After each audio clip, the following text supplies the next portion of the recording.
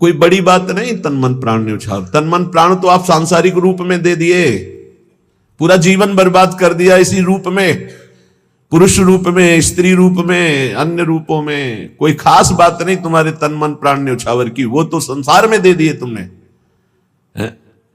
सांसारिक रूप जो पांच भौतिक है, दुर्गंध युक्त है, जो मल से भरा हुआ है, उसमें प्राण न्यौछावर कर दीजिए, तन मन प्राण न्यौछावर कर दिए। देखो ना कि कितनी ऐसी घटनाएं हैं, लगा कि अब नहीं मिल पाएंगे तो दोनों ने मिलकर जहर खा लिया, दोनों ने प्राण त्याग दिए। किसके? परस्पर शरीर के केवल परिचय में। पापाचरण करके, धन कमा करके सोचते हुए परिवार को सुखी करके हम सुखी हो जाएंगे, कदापि सुख नहीं मिलेगा। संतास लाग्यो भूतेत्य फल कलनु मुह्यति कुदी, अय दुर्बुद्धि तेरा नाश हो जाएगा, तू समझ नहीं पा रहा, तू भी मोह से युक्त है। इसलिए मानव जीवन ये अंतिम जीवन हमारा होना चाहिए। जो जो हमारे परिवार में हमारे साथी बने हैं, पत्नी पुत्र, सबका कल्याण करूंगा। जब 21 पीढ़ियां तर जाती हैं तो औरों की बात क्या। हे सच्ची मानो, तुम्हारा इतना महान बल है कि तुम अपने बल को जागृत करो तो तुम पूरे परिवार को क्या मम भक्ति युक्तो भुवनम पुनातो, पूरे मृत्यु लोक को तारने की सामर्थ्य आ जाती है नाम जापक में। राधा नाम मत भूलो, पाप कर्म के द्वारा कमाया हुआ धन सर्वनाश कर देता है, ये दिमाग में बैठा लो। जैसे तुम्हें कोई बढ़िया खीर दे और कान में विश्वसनीय आदमी बता दे विष मिला है तो खाओगे नहीं, ऐसे ही तुम्हें शास्त्र सम्मत बात बता रहे, पाप का धन तुम्हारा सर्वनाश कर देगा, लेकिन तुम ये बात नहीं मानोगे। मत गिर इस अंधे कुएं में, मत गिर। ये संसार एक अंधा कुआं है जहां गिरने के बाद कुछ नहीं दिखाई देता। मरना ही मरना है, क्योंकि नीचे काल रूपी सर्प पड़ा हुआ है, वो तुम्हें डस लेगा। गृहांध कूपे पतितः, डस क्या लेगा, उसने डस लिया है, बस लीलना बाकी रह गया है। कितना? बोले 50 साल का हो गया। अब पता नहीं 50 मिनट है कि नहीं है, वो बस एक झटका लगना है, अंदर गए। जय श्री हरिवंश प्रपंच बंच सब, काल ब्याल को खायो। काल रूपी सर्प ने तुम्हें पकड़ रखा, खा गया। 40 साल खा गया तुम्हारे, 50 साल खा गया, 60 साल खा गया। अब कितने सेकंड है, कितने मिनट है, कुछ पता नहीं। जल्दी करो। श्याम श्यामा पद कमल संग सिर नायो, किसी भगवत प्रेमी महात्मा के आज्ञा के अनुसार चल दे। गृहांध कूपे पतितः कदा मामुद्धृत्य मूढ़म कृपया स्वयैव, कामादि काल ही गणैर निर्गीणम मातेव वृंदाटविनेश सेंकम। भाई, ये संसार एक बहुत गहरा अंधकारमय कुआं है। दूसरे रूप में देवर्षि नारद जी प्रचेता गणों से कहते हैं कि तुमने एक छिद्र देखा है, जिस छिद्र में प्रवेश होने के बाद आज तक कोई लौटा नहीं, उसी छिद्र में सारा संसार जा रहा है। माया अंधकार, इसमें जब से सृष्टि हुई तब से आज तक हम नहीं लौट पाए, अपने स्वरूप में नहीं आ पाए, अपने प्रभु के पास नहीं आ पाए। ये तो असीम कृपा प्रभु की हमें सत्संग मिल रहा है, नहीं हमें होश ही नहीं रहे कि मुझे करना क्या है, क्या कर रहा हूं, क्या नहीं करना चाहिए, क्या करके मुझे अपने स्वरूप की प्राप्ति होगी, कहां जाना है, मैं कौन हूं, कौन मेरा है, कोई मतलब नहीं, बस बढ़ा चला जा रहा है इस अंधकार में, छिद्र में। प्रचेता गणों को वैराग्य होता है देवर्षि नारद जी के उपदेश से। अगर साधु संग ना मिले तो कोई संसार रूपी अंधे कुएं से निकलना ही नहीं चाहता, अच्छा लगता है। गृहांध कूपे, ये गृहस्थी बहुत सुंदर साधन है भगवत प्राप्ति का, बहुत सुंदर साधन है। यदि सुलझ करके संत संग करते हुए संतों के द्वारा बताई रहनी से रहा जाए तो घर में ही भगवत प्राप्ति हो जाए, गृहस्थ धर्म में। पर बहुत कठिन है। गृह कारज नाना जंजाला, तेति दुर्गम शैल विशाला। कलह, अशांति, तृष्णा, वासना, कामना, नाना प्रकार की समस्याएं, नाना प्रकार की चिंताएं, नाना प्रकार की आवश्यकताएं इतनी माया फेंक देती है कि घर गृहस्थी में उलझा हुआ व्यक्ति ये सोच ही नहीं पाता कि मेरा जन्म किस लिए हुआ है। सच्ची कहते हैं आपसे, कभी हमने सुना ही नहीं कि भगवत प्राप्ति करनी है या भगवत प्राप्ति क्या है, कोई चर्चा नहीं सुनी हमने। बस वही जहां 4 लोग बैठेंगे, यार तुम तो बड़े भाग्यशाली भय, अपने लड़का का ब्याह कर लिया, अब कोई मिले तो यार हमारे भी लड़का करवा दो। यही प्रपंच की बात है, यही प्रपंच। हमने तो गाड़ी खरीद ली, हमने मकान बना लिया, हमने बस यही उपलब्धियां, यही जीवन का लाभ। कोई भजन, कोई भगवत प्राप्ति या कोई आवागमन से मुक्ति की बात कहीं आपको नहीं मिलेगी। अगर मिलेगी तो भगवत प्रेमी महात्माओं के संग से मिलेगी।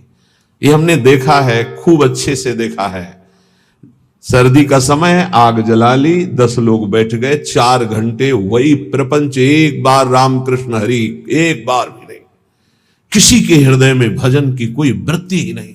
गृहस्थी में हमने देखा, ये तो बड़े अहोभाग्य हैं जो अपने घर परिवार के सब कार्यों को सुव्यवस्थित करते हुए भगवत आराधना, भगवत प्रार्थना, भगवत सेवा, भगवान नाम जप, अरे हम इनको बहुत धन्यवाद देते हैं।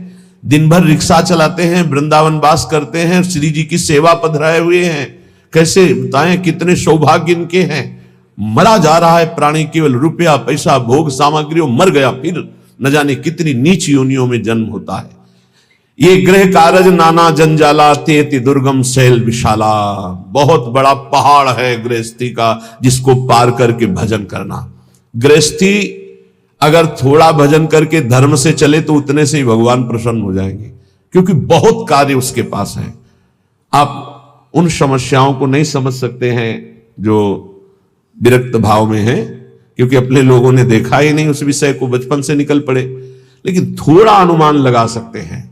जब हम पढ़ते हैं तो जब हमारी पढ़ाई की फीस, हमारे कपड़े, हमारे परिवार के लिए सब आवश्यक सामग्रियां, और वो एक आदमी कमाने वाला, वो भी एक किसान, उसके चेहरे की हालत देखो जब उससे कहा जाता है कि हमारी फीस महीने की दीजिए। हाँ देखो देंगे। एक किसान आदमी अगर 4 टमाटर खरीदने जाएगा तो गेहूं बेच के उसकी सिंचाई कितना कितना कितना का।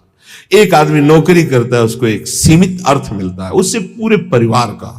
वो भजन, भगवत प्राप्ति, मोक्ष प्राप्ति, अरे भूल जाओ, कहीं कोई चर्चा नहीं। हमने देखा है, कोई चर्चा नहीं। प्रथम वर्ण में जन्म हुआ है तो भाई थोड़ा तो सुबह सुनो, जल्दी तैयार, ओम जय जगदीश, जल्दी तैयार करो, कोई मतलब नहीं है। तन मन धन सब तेरा, सब और चिंतन उधर चल रहा है। उसको अपने कार्य में जाना है, हल जोतला है या अपनी ड्यूटी में जाना है। भगवत प्राप्ति चिंतन, गृहांध कूपे। बूढ़ा कि घर में जानते हो कैसे होती है, छोटा लड़का लाना, बस उसको डुलाते रहो, माला नहीं लेके बैठे लो। गीता भागवत सुनने का स्वभाव है नहीं है। बहुत बहुत बहुत धन्यवाद है जिनको गृहस्थी में रह के भजन करते हैं। यही शब्द श्री भगवान के हैं। देवर्षि नारद जी ने कहा, प्रभु धन्यवाद गृहस्थी को। जब मन काम आया तो पत्नी है, मोह आया तो पुत्र है, भोजन की है तो रसोई है, हर व्यवस्था है प्रभु। धन्यवाद तो उन विरक्तों को प्रभु देना है जिनको कई कई दिन भोजन नहीं मिलता, हर कष्ट सहते हुए, हर भोग वासना की जलन को सहते हुए आपके भजन में लगे। तो उन्होंने कहा, ये तो तुम्हारी बात परम सत्य है, एक काम करोगे? बोले प्रभु आज्ञा कीजिए। एक स्वर्ण के कटोरे में पूरा घी एकदम लेवल से, और कहा एक परिक्रमा लगाओ वैकुंठ की, एक भी बूंद घी नहीं गिरेगा, अगर गिरा तो सुदर्शन चक्र है पीछे। तो प्रभु ये कोई समस्या में फंसा दिया। बोले नहीं, करके आओ बड़ी सावधानी से, एक भी बूंद नहीं गिरना चाहिए। पूरा का पूरा चिंतन में एक बूंद गिरा तो पीछे साए मचे हुए सुदर्शन चक्र जी की। परिक्रमा पूरी करके आए, बोले प्रभु एक भी बूंद नहीं गिरा। बोले वो तो गिरा होता तो सुदर्शन चक्र जी आपको दंड दे देते, तो गिरा ही नहीं है। बोले प्रभु ये लीला क्यों कराए? बोले कितनी बार नारायण बोले? बोले नारायण बोले लेकिन सुदर्शन चक्र पीछे एक बूंद घी न गिरे, आप नारायण की बात कह रहे हो? बोले हाँ, गृहस्थी में ऐसे लाखों कार्य हैं, तुम्हें एक कार्य दिया सावधानी से करने का तो तुम भूल गए। गृहस्थी में लाखों कार्य हैं, अगर उन लाखों कार्यों को करते हुए वो मेरा स्मरण करता है तो धन्य है उसका जीवन। सच्ची मानना, बड़े बड़े परमहंसों के माता पिता गृहस्थ ही हुए हैं, बड़े बड़े परमहंसों का उदर पोषण गृहस्थों से ही होता है, बड़े बड़े परमहंसों के शरीर का वस्त्र गृहस्थों से ही मिलता है। आप गृहस्थ धर्म में रह करके यदि नाम जप करते हैं, अतिथि सेवा, साधु सेवा करते हैं, तो सच्ची मानिए वो आपको निश्चित भगवत प्राप्ति कराएगा, निश्चित। एक तपस्वी आजीवन कठोर तपस्या जितेंद्रियता से जिस पद को प्राप्त करता है, गृहस्थी केवल पापाचरण न करे तो उसी से उसे भगवत प्राप्ति होती है। बड़े अकिंचन संत, खेत में सरसों की खेती पक गई थी, उसे अमनिया की जा रही थी। किसान आदमी के कुछ भोजन फिक्स होते हैं, जब चना और सरसों की खेती होती है तो सिर्फ उसी की सब्जी होती है और परेठा या रोटी। जब आलू की खेती होती है तो आलू की होती है, जब बाजरा ज्वार की खेती तो वही, उस बाजार से खरीद कर खाने वाली समस्या बहुत बड़ी होती है जो खेत में होती है। जो सदगृहस्थ होते हैं उनका कर्तव्य होता है एक बार वो खड़े होकर के पहले अतिथि का निरीक्षण करें, भोजन पाने के पहले दरवाजे में, अगर घर में पा रहे तो दरवाजे के बाद। तो उसी धर्म का पालन करते पिताश्री ऐसे खड़े होकर देखते थे खेत में जब काम। तो एक मार्ग था, उसमें एक संत जा रहे थे, विरक्त, बुलाया, कहा स्वामी दंडी सन्यासी तो कहीं विचरण कर। कुआं था नजदीक, बैठ कर पाए वैसे हाथ में लेकर के वो बस वही, आहा बड़ा सात्विक, बड़ा पवित्र से, और कहा मुझे ऐसा लग रहा है कि आपके यहां भजन होता है। उनका क्या भजन होता है, किसान आदमी ऐसे, नहीं, तुम्हारे यहां भगवान की असीम कृपा है, इसका तुम्हें खुद परिचय प्राप्त होगा। गृहस्थी में थोड़ा सा भी धर्म महान उन्नति का कार्य कर सकता है। बस ये ध्यान रखिए, इतना बुलावा है कि भजन नाम की कोई वृत्ति नहीं मिलती। कोई अगर भजन कर पा रहा है तो संतों की कृपा से, सच्ची मानिए संतों की कृपा का एक अमोघ फल हम देखते थे। कभी का नहीं पड़ा था इस शरीर के जनक ने, कभी का नहीं पड़ा था। उनके गुरु पूज्य श्री स्वामी शारदाश्रम सरस्वती जी महाराज आते थे, तो उनका बिना पढ़े लिखे पशु होता है न रामायण, न गीता, न भागवत, न नाम जप, क्या कम से कम अक्षर का ज्ञान करके कुछ तो धर्म शास्त्रों का स्वाध्याय करना चाहिए। ये बात बैठ गई। तो मास्टर से प्रार्थना की, किसान होते कि हमको ककारा और मात्राएं सिखा दो, तो रामायण और गीता पढ़ना सीख गए। हल जोतने जाते तो गीता, रामायण, गुरु की पादुका, गंगाजल, ये पादुका का ऐसा चरणामृत उतारते और रामायण और गीता जी करते। चाहे दिन के 12 बज गए हो 4 बजे से, फिर ये करने के बाद जब प्रसाद तो भगवान नाम कीर्तन, खड़े होकर आसपास देखकर, थोड़ा सा धर्म भी महान भगवत प्राप्ति का हेतु कर देगा। ऐसी संतानें प्रकट होंगी जो तुम्हारी पीढ़ियों की पीढ़ियां उद्धार कर देंगी। गृहस्थी बहुत बड़ा धर्म है, बहुत बड़ा धर्म है, इससे बड़ा कोई धर्म नहीं। ये मत सोचो जैसे लोग कह देते हैं ना, अरे हम तो गृहस्थ। गृहस्थ का मतलब समझते हो हर धर्म का जनक, हर धर्म की उत्पत्ति उसी से होती है, हर धर्म की पुष्टता उसी से होती है, हर धर्म की व्यवस्था उसी से होती है। आप गृहस्थ धर्म को बहुत हल्के में ना ले, भगवान का अवतार भी गृहस्थ धर्म में ही हुआ है। दशरथ, कौशल्या जी, नंद बाबा, यशोदा मैया, देवकी, वसुदेव जी, कश्यप, अदिति जी, जहां भी देखो बड़े बड़े जो वीतराग अवधूत भगवान को वश में करने वाले प्रेमी महात्मा या साध्वी, वो सब गृहस्थ में हुई। यहां जो कह रहे ग्रहांधकूपे, गृह में ऐसे अंधे बन करके लगे हुए हैं कि ना नाम जप से मतलब, ना धर्म से मतलब। बोले भागो इस अंधकार कुएं से, भागो और प्रकाश की तरफ। तमसो मां ज्योतिर्गमय, अंधकार से हटो, बार बार जन्म मरण के चक्र से हटो, प्रभु के धाम में चलो। हम सब प्रभु के हैं, भूल करके इस जन्म मृत्यु में चक्र में ऐसे फंस गए कि इस योनि में उद्धार नहीं कर पाए। तो 83,99,999 योनियां ऐसी हैं जिनसे आप मुक्त नहीं हो सकते। केवल एक मानव देह है जिससे मुक्त हो सकते हो। इसलिए कह रहे हैं, जन्मान्न संख्यानि गतानि में वृथा, विग्रात्मनो देह गृहादि के हया। एक आते थे नैमिषारण्य के संत भगवान, पूज्य श्री माता जी ऐसा वर्णन करके बताते थे, वो ऐसे रहते थे, कभी ऐसे नहीं करते।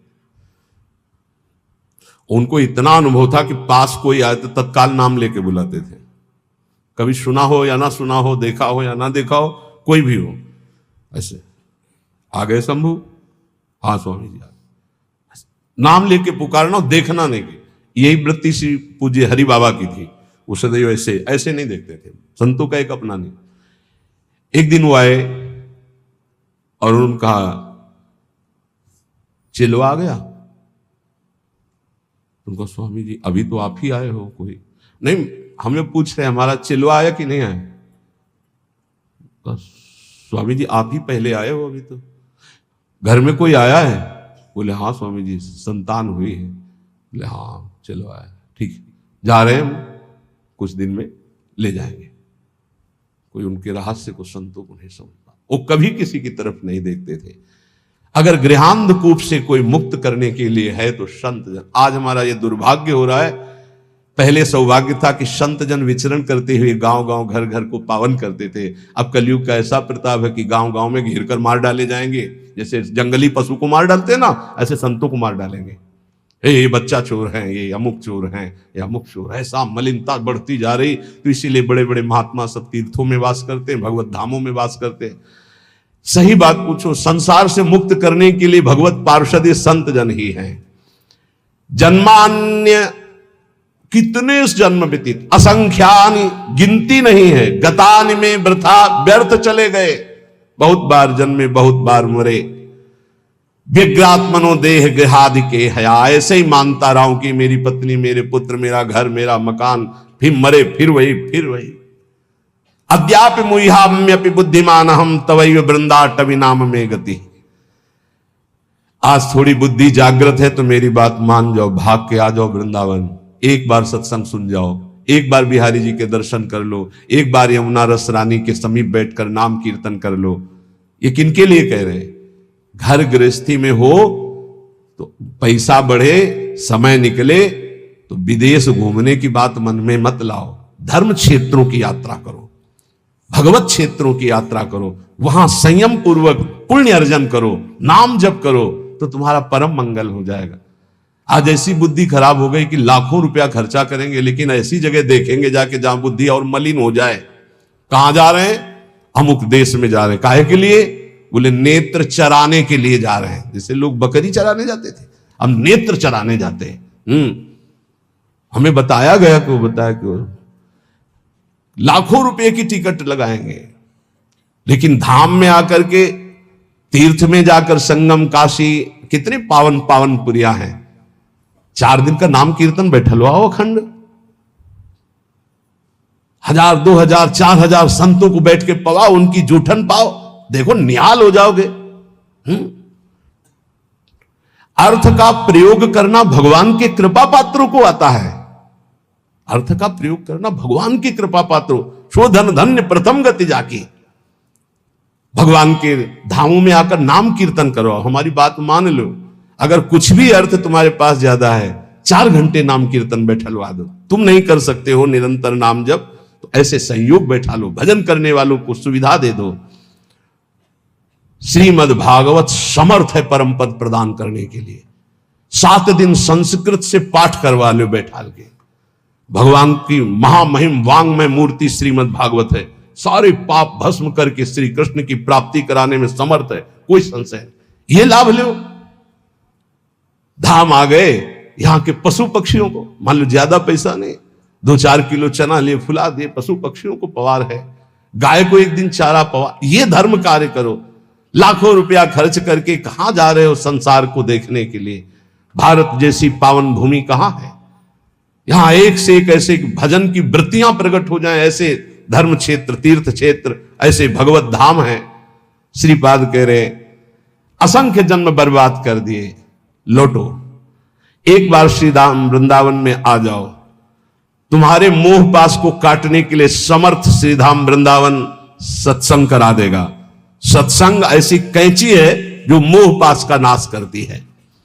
निज सर्वनाश कर्मात्म सुहृत सुतदार मित्र परिवार गणम परिवंचय कर ही दृढ़ बुद्धि रहम प्रपलाई यामि हरि केली वनम। तुम समझ रहे हो कि हमारा यही कर्तव्य है कि इनका पालन पोषण करके खूब चाहे जितना पाप कर्म करें। तो श्रीपाद कह रहे निज सर्वनाश करो। अपने आत्म स्वरूप का सर्वनाश करने वाले, तेरी यह समझ में नहीं आ रहा कि तू जिस पाप कर्म से धन कमा रहा है तो ये तेरा सर्वनाश कर देगा। तू परिवार को अपना सुहृद समझ रहा है, निज जन समझ रहा है, उसके लिए पाप कर रहा है, ये तेरी दुर्गति कर देगा।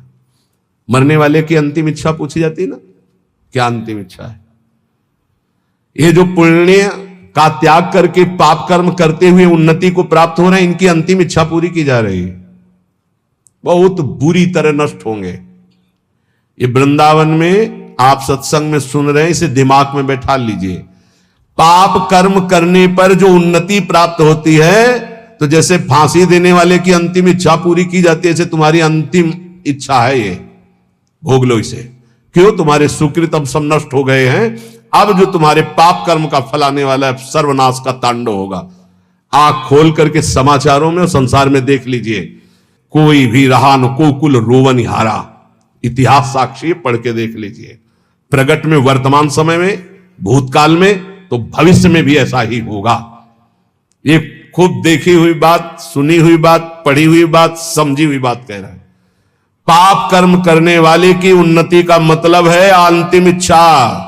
अब सर्वनाश का तांडव उसके जीवन में होने वाला है, बहुत बुरी तरह उसका सर्वनाश होता है। इसलिए निज सर्वनाश करो। अपना सर्वनाश करने वाले पाप कर्मों को करके स्त्री पुत्र परिवार आदि की कामनाओं को पूर्ण करने वाले तेरी दुर्गति होगी, तेरे परिवार की दुर्गति होगी। इस बात को समझ। धर्म पूर्वक चल, तो गृहस्थ धर्म से ही भगवत प्राप्ति, सबका मंगल हो जाएगा। असंख्य जन्म व्यर्थ कर दिए, अब ये मानव जीवन तेरा व्यर्थ ना जाए। इसलिए कोई तुझे ऐसा भी समझाएगा, ऋण ग्रस्तो यायाम कथमः वृंदावनम हम। देखो, तुम्हें हमारा ऋण है, मातृ ऋण, पितृ ऋण, ऋषि ऋण और भी जगत के ऋण। तुम कैसे वृंदावन जा सकते हो? कैसे तुम भजन कर सकते हो? कैसे तुम भगवान की आराधना कर सकते हो? नहीं। त्यजेयम व्या वृद्धावगति पितरौ उदार शिशुकान। देखो, तुम्हारे वृद्ध माता पिता हैं, इनको कैसे, देखो तुम्हारे छोटे पुत्र हैं, पत्नी है, इनकी मदगत प्राण, ये तुम पर प्राण न्यौछावर किए, तुम माला लेकर बैठने वाली बात सोचते हो? नहीं नहीं। कथम मां मज्जीवान बत परिहरेयम निज जनान। तुम कैसे अपने निज जनों की याद छोड़कर भगवान की याद कर सकते हो? नहीं। ऐसे फांसता है मोह जाल संसार का। संतासिस लाग्यो भूतेत्य फल कलनो मुह्यति कुधी। ए दुर्बुद्धि, इसमें मत फंस। इसका तात्पर्य ये नहीं कह रहे कि भाग करके बाबा जी बन जाओ। इसका तात्पर्य कह रहे इनके द्वारा मोह जाल में फंसकर पापाचरण मत कर। धर्म के द्वारा अपने, तभी हम का प्रणाम है उनको जो रिक्शा चलाते हैं, मेहनत करते हैं, ठाकुर सेवा विराजमान किए हुए, नाम जप करते हैं, कंठी तिलक धारण किए हुए, राधा राधा कहकर बोलते हैं। धन्य है उनका जीवन। वो बात तो मान जाओगे कि अगर कोई विश्वसनीय कह दे कि खीर में जहर है, खाना मत, तो बिल्कुल नहीं खाओगे। और ये बड़े बड़े सिद्ध महापुरुष संत जन कह रहे हैं कि पाप का कमाया हुआ धन महान विष तुम्हारे पुत्र, तुम्हारी संतति, तुम्हारे परिवार का सर्वनाश कर देगा। बिल्कुल नहीं मानना। अतरे दिन घटना सुनते हो, बढ़िया गाड़ी में बैठे जा रहे हैं, पूरे बोले 7 लोग जल गए, 6 लोग जल। आप क्यों नहीं समझ रहे हैं? वो जला जला के पाप कर्म के द्वारा किया हुआ जो अर्थ है, उसी गाड़ी में तुम बैठे हो, वही तुम्हें जलाएगा। उस समय दयावसम कहते बहुत बड़ी गलत घटना हुई, लेकिन अगर उसके कर्म को पूर्व में देखोगे और फिर आपको तो ये लगेगा यही होना चाहिए था। बहुत निर्दयता से पाप कर्म करते हैं लोग, बड़े गुप्त रूप से और बड़ी निर्दयता से। फिर जब वो अपना रंग लाता है, तब वो चौड़े पे प्रकाश में जब दिखाई देता है, तो दयालु हृदय ऐसा सोचते हैं कि भगवान बड़ा कठोर है, ऐसा नहीं होना चाहिए। लेकिन आपसे सच्ची कहता हूं, उसके निर्णय में पाई भर चूक नहीं है, जितना होता है बिल्कुल करेक्ट होता है, निर्णय उसका बिल्कुल करेक्ट। वो भगवान है, वो ऐसा नहीं है कि वो इतनी चूक कर दे। हम लोग बहुत गलती करते हैं, इसका सुधार केवल मनुष्य जीवन में ही हो सकता है।